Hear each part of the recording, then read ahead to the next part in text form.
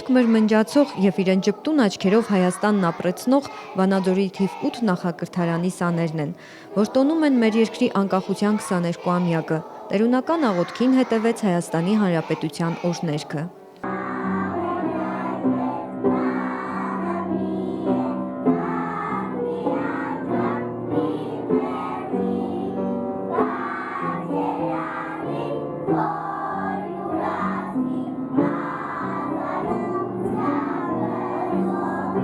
Փոքրիկ շուրթերը հայրենիք են երգում ու գովերգում, ծիրանենիներից մինչև իրենց բակն ու տունը, մինչև մանկապարտեզն ու մայրիկը։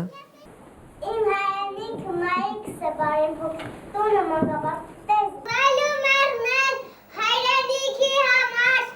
ահա խնդիրը, որի պրև նպատակ ես ընտրել եմ ինձ համար։ Հայրենիքի պաշտպանության համար կատարված պատերազմը սուրբ պատերազմ է։ Կին կանցանալ երկիր անուչ Հայաստան, եթե ուզում ես դու կրկես նրան նայիկի կրկիր։ Ողջ միջոցառումը շնչում էր Հայաստանով ու հայրենիքով։ Սա փոքրիկների մեջ խրոխտ ոգի էր արթնացրել, հպարտությունն էր ապրում նրանց մեջ և դահլիճում թևածում էր բարձրանուն ու քաղցրանուն գեղեցիկ և ցանկալի Հայաստանի վաղվա օրը։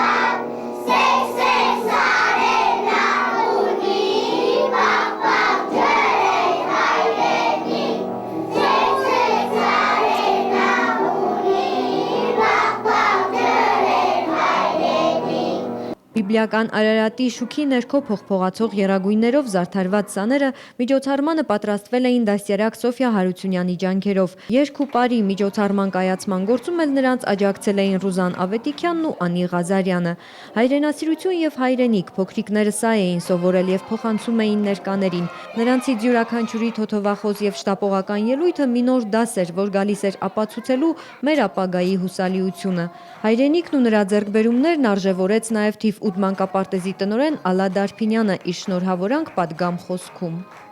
Շնորհավորում եմ ձեզ Հայաստանի Հանրապետության 22-րդ անկախության 22-րդ տարեդարձի կապակցությամբ։ Մեր նախնիները, հայոց զինվորները, այս անկախությունը արյան գնով են ձեռք բերել և ինչպես Սևակն է ասում, նրանք դարձել են քայլող հիշողություն և ապրող պատմություն։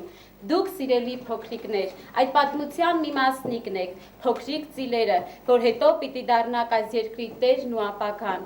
Ձեզ ցանկանում եմ անամպ երկինք, ուժ ու կորով, հզոր հայրենիք և գեղեցիկ ապագա։